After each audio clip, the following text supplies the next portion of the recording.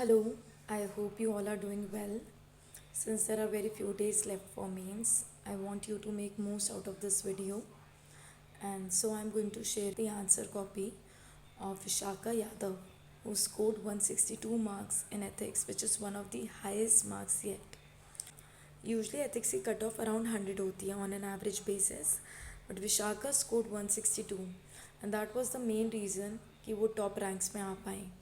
तो हमें यहाँ समझना पड़ेगा कि ऐसा क्या लिखा था विशाखा ने कि she was able to gain an advantage of 62 marks above the average marks. So here I am going to show you and we are going to break down the approach that Vishaka took in answering the case studies. तो आप देख सकते हैं विशाखा यादव की copy है ethics की जो उन्होंने 2019 में लिखी थी. तो इसमें हम 2 केस स्टडीज़ डिस्कस करेंगे and we'll understand the approach कि केस स्टडीज़ को कैसे लिखा जाता है. बहुत बच्चों को कन्फ्यूजन होता है, but if you know how to write a case study, if you know how to break down a case study and किस टाइप के वर्ड्स यूज़ करने होते हैं केस स्टडी में, you can easily fetch additional 5 marks in every question. So directly moving to the case studies. So UPSC के ethics paper में case studies usually 9th question से शुरू होती है, that is the section B. I would recommend आपकी हमेशा approach होनी चाहिए पेपर में इन द एथिक्स पेपर, क्योंकि टाइम बहुत कम होता है कि आप पहले केस स्टडी सॉल्व करें, बिकॉज वो ज़्यादा स्कोरिंग होती है और वो ज़्यादा मार्क्स की आती है. So in the actual ethics paper अगर आप फर्स्ट हाफ में केस स्टडीज़ करते हैं तो आप एक सब्सटैंशियल पोर्शन कवर कर लेते हैं and it is really scoring. So question 9 से स्टार्ट होती है. तो क्वेश्चन क्या था? There have been widespread agitations both in favor of and against extending reservation in educational institutions and government jobs to a certain section of society. So ये issue associate करता है with the idea of reservation. So this question is dealing with the idea of reservation. For and against वाली debate है. You have been appointed as the chairman of a high-level committee constituted by the government to examine the matter and make recommendations. So basically आप इसमें chairman हो committee के और आपकी recommendations required है. So far the committee has found no compelling reasons to extend reservation to this section. तो ये question ये भी बता देता है कि आप जिस कमेटी का पार्ट हो उसे कहीं भी कोई रीज़न नहीं लग रहा रिजर्वेशन एक्सटेंड करने का. While the report of the committee is pending finalization, you get an impression through the media that the government is inclined to accept the demand for extending the reservation regardless of the findings of your committee. तो further he question कह रहा है कि आपको media से पता चलता है कि कोई भी रिकमेंडेशंस और रिपोर्ट की, but government is actually thinking of extending the reservation. Some members of the committee are also incline to support the government stand. Further कुछ मेंबर्स आपकी कमेटी के सपोर्ट कर रहे हैं गवर्नमेंट के स्टैंड को. सो ये तो एक ब्रीफ आइडिया था क्वेश्चन का. अब ये क्वेश्चन आपसे डिमांड कर रहे हैं 3 आंसर्स फॉर 3 क्वेश्चन. तो जो सब क्वेश्चन है इस सेक्शन में वो ये रहे. First is discuss the dilemma if any that you face in this situation. तो first part is associated with the dilemmas involve in the question. Dilemma का मतलब है दुविधा जो आप फेस कर रहे हैं सिचुएशन में.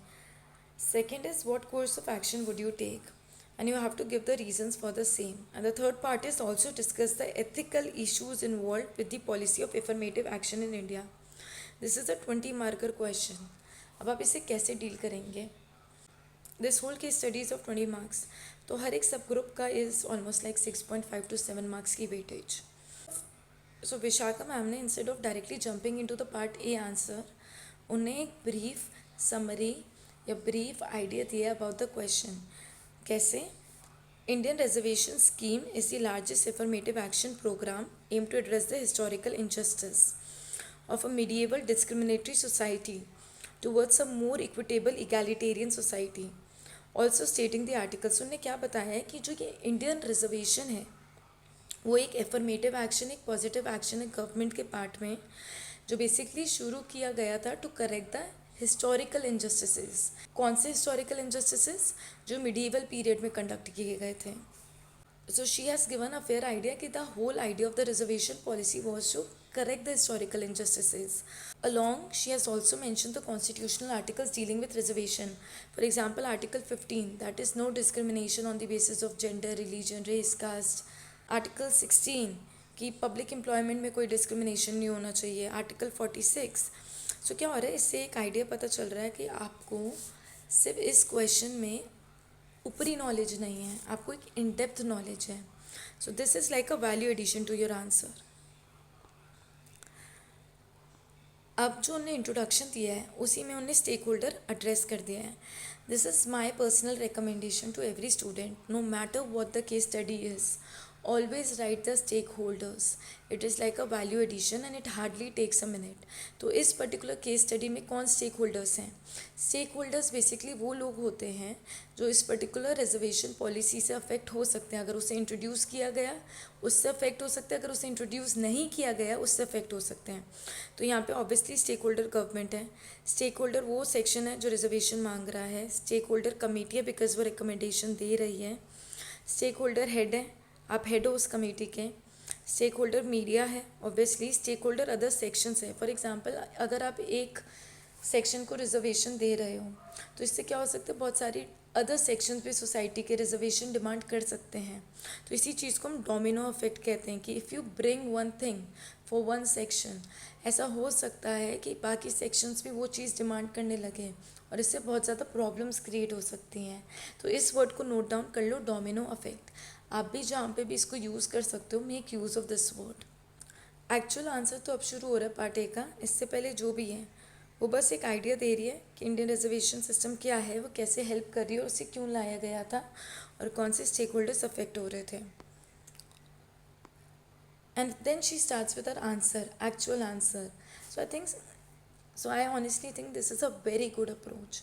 आपने एग्जामिनर को डायरेक्टली बता दिया कि आपको ये फेयर आइडिया है, आपको ये कॉन्स्टिट्यूशनल आर्टिकल्स भी पता है और आप आराम से स्टेक होल्डर्स भी फिगर कर पा रहे हो. सो इससे आइडिया लग जाता है कि आप केस स्टडी तो समझ गए हो.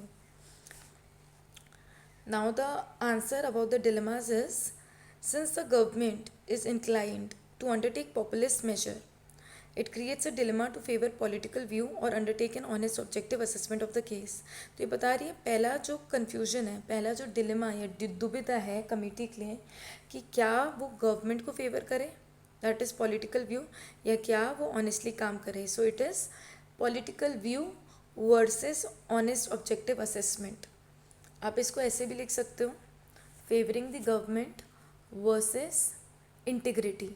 इसको आप ऐसे भी लिख सकते हो, loyalty towards one work versus the political pressure.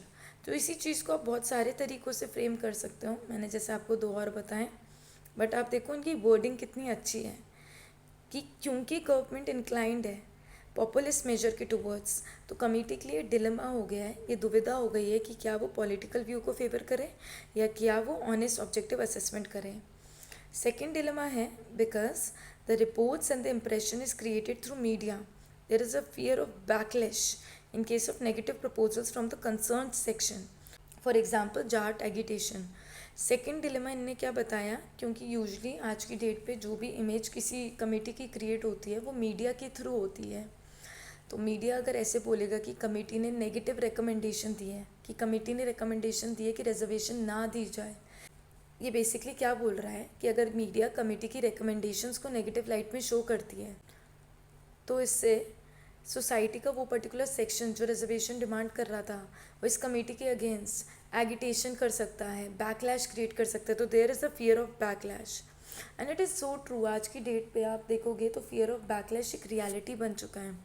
Government भी कुछ भी करती है, कोई भी कमेटी भी कुछ भी करती है, कोई भी इंक्वायरी कमेटी होती है, तो हमेशा एक फियर ऑफ बैकलैश होता है. और इनने यहीं पे एक एग्जाम्पल भी दे दिया, जाट एगिटेशन. तो ये मैं कितनी बार बोल चुकी हूँ, मेरे को रिपीट करने की भी ज़रूरत नहीं है कि एग्जाम्पल जहाँ पे भी दे सकते हो तो it is going to make your answer unique no matter what. Third इनने जो डिलेमा मेंशन किया है कि there is an internal divide among the members that might create a bias report. कि जो कमेटी है उसी में कुछ मेंबर्स फेवर करेंगे, कुछ मेंबर्स उसके अगेंस्ट होंगे. तो within committee there is some kind of lack of consensus. तो उसी चीज़ को क्या कहा है कि बायस रिपोर्ट हो सकती है. Then she started the part B of the answer. तो इनने यहाँ पे 3 पैराग्राफ्स दिए हैं और उसमें इनने 3 डिलेमास को हाईलाइट किए हैं. आप इससे भी ज़्यादा डिलेमास हाईलाइट कर सकते हो. आप एक ऐसा डिलेमा भी लिख सकते हो, honesty towards work versus public image, जहाँ पे कमेटी अपनी पब्लिक इमेज से कंसर्न्ड है, right. Fear of agitation versus a rational approach. तो आप बहुत सारे एथिकल डिलेमास इसमें लिख सकते हो। एक्चुअली इसमें आप इन्फिनाइट डिलेमास लिख सकते हो, बट आप फ्रेमिंग समझो। इनने कितने प्रॉपरली 3 शॉर्ट पैराग्राफ्स लिखे हैं। राइटिंग इज़ सो प्रिसाइज, कुछ भी एडिशनल फालतू के वर्ड्स नहीं लिखे हैं, एग्जाम्पल भी दिया है एंड मेन चीज़ों को अंडरलाइन भी किया है। सो पता चल रहा है कि क्यों 162 मार्क्स मिले हैं और क्यों किसी को सिर्फ 100 मार्क्स मिलते हैं। जो सेकेंड पार्ट था कि क्या कोर्स ऑफ एक्शन आप लोगे, तो इनने क्लियरली लिखा है my course of action. So this is my recommendation also, जहाँ से आपसे आपकी रिकमेंडेशन पूछी गई है as a head. You start your answer with my course of action is very clearly the one which involves impartial, honest and objective analysis free from any political pressure or media interference or the media interference merely based on some opinions and news। तो इनने पहले ही clearly लिख दिया है कि ये एक ethical approach लेने वाली है, इम्पार्शियल ऑनेस्ट ऑब्जेक्टिव व्यू लेने वाली है। She is not going to care about the media, she is not going to care about the government's pressure, she is going to be honest towards work. यही UPSC ढूंढ रही है, एक candidate में honesty towards his और her work. And आपको हर एक answer में यही हाईलाइट करना है। सोचते सोचते मेरे माइंड में आया कि आप इसको ऐसे भी शुरू कर सकते हो, because work is worship, so my work is my worship and to do justice to my work, I'm going to make utmost honest opinion about the work that is assigned to me। उसके बाद उन्होंने जो पहला point दिया है वह है I would undertake a robust baseline survey to study the conditions social, educational, economic, constitutional and find the eligibility parameters. तो आप सब ने लक्ष्मीकांत पढ़ी है, आपको पता है जितनी भी कमीशंस बिठाई गई थी for backward classes, for example Mandal commission, तो वो किस बेसिस पे कंक्लूजन पे आती है। वो एक सर्वे कंडक्ट करते हैं उन लोगों का, वो देखते हैं कि वो कितनी सोशली बैकवर्ड है, एजुकेशनली बैकवर्ड है। एट द सेम टाइम वो देखते हैं कि क्या कॉन्स्टिट्यूशनल आर्टिकल्स है, क्या लॉज इन प्लेस हैं, तो उसी बात को उन्हें लिख दिया है। तो that is called a rational approach, कि जो रियल लाइफ में करते हैं टू फाइंड की रिजर्वेशन देनी है या नहीं देनी है, उन्हीं ने उसी चीज़ को पॉइंट्स में लिख दिया है कि वो एक सर्वे कंडक्ट करेगी, रियल ग्राउंड लेवल सिचुएशन देखेगी, एलिजिबल पैरामीटर्स देखेगी। Second point is I would urge my team member to take an impartial and conscious viewpoint in the preparation of report, because she is the head, so she has the responsibility to guide her team in the right direction as a leader। So अपनी team को वो impartial रहने के लिए, कि वो किसी भी इंसान को इनडायरेक्ट वे में ना फेवर करें, उस चीज़ को ले डाउन कर देगी अपनी टीम को। Third is the findings would be properly documented and based on the empirical analysis। I would suggest a solution to government। Third point में इन्हें क्लियरली ले डाउन कर दिया कि हर चीज़ डॉक्यूमेंट होएगी प्रॉपरली, हर चीज़ को रिकॉर्ड किया जाएगा as a source of evidence and empirical analysis होएगी। हर चीज़ को एविडेंस बेसिस, डेटा कलेक्शन के बेसिस पे किया जाएगा। And as you all know, आज की डेट पे data is the new oil, anything can be justified on the basis of data. So focus is going to be on data collection, proper documentation.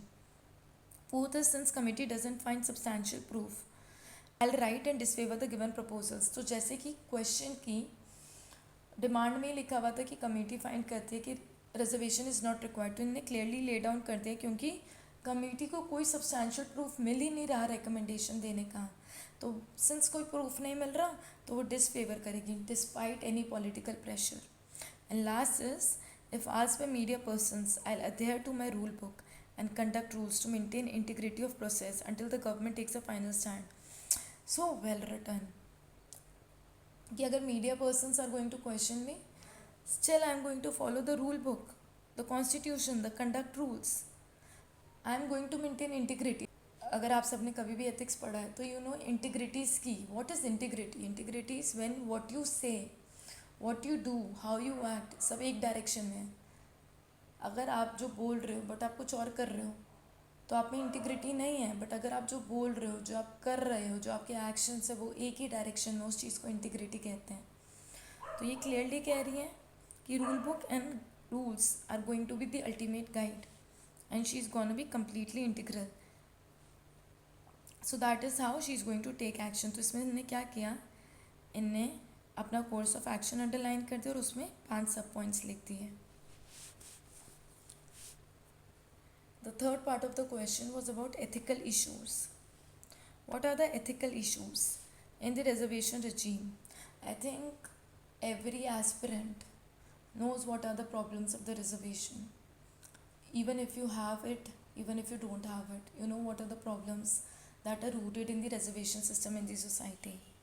So सबसे पहली बात inclusion errors होते हैं, exclusion errors होते हैं, जहाँ पे you know affluent section of the society have a tendency of misusing this reservation. अभी तो न्यूज़ में बहुत ज़्यादा डिबेट में भी है कि कैसे ओबीसी में reservation is being miss use by creamy layer. तो जो एक्चुअल ओबीसी उस रिजर्वेशन को डिज़र्व करते हैं वहाँ तक कभी रिजर्वेशन पहुँचती ही नहीं है. Then the second is false documents. Again इसके बारे में कितना न्यूज़ में कवर अप हुआ है कि कितने लोगों ने फॉल्स डॉक्यूमेंट्स क्रिएट किए हैं. And you know how rooted corruption is in this reservation system. Escaping the creamy layer exception due to non reporting of the honest income, कि कैसे लोग अपनी कभी ऑनेस्ट इनकम नहीं हाईलाइट करते हैं. थर्ड, जैसे मैंने कहा था, एक्सक्लूजन एरर्स. एंड यहाँ पे इनने एक स्टडी भी हाईलाइट किया. Study highlighted only 8% of the STs population who is needy gate employment and educational opportunities. इसका मतलब क्या है, जो 92% लोग रिजर्वेशन ले रहे हैं एसटीज में वो डिज़र्व ही नहीं करते हैं, वो नीडी ही नहीं है. Then we have absence of creamy layer criteria in the SC/ST. True, ये क्राइटेरिया तो एग्जिस्ट ही नहीं करता है SC/ST में. This criteria is only for OBC, जहाँ पे 8 लाख इनकम ले डाउन की हुई है, जिसमें भी मिसयूज़ है. Fifth is presence of vacant post. Delays होता है प्रमोशन में. Inadequate data collation. Fear of reverse discrimination. Meritocracy undermine होती है. आज की डेट पे reservation has reach 60%. So merit based society is 40%. The recently introduce economic criteria. Jarnail Singh case को भी हाईलाइट करा है. So she has use the entire polity knowledge.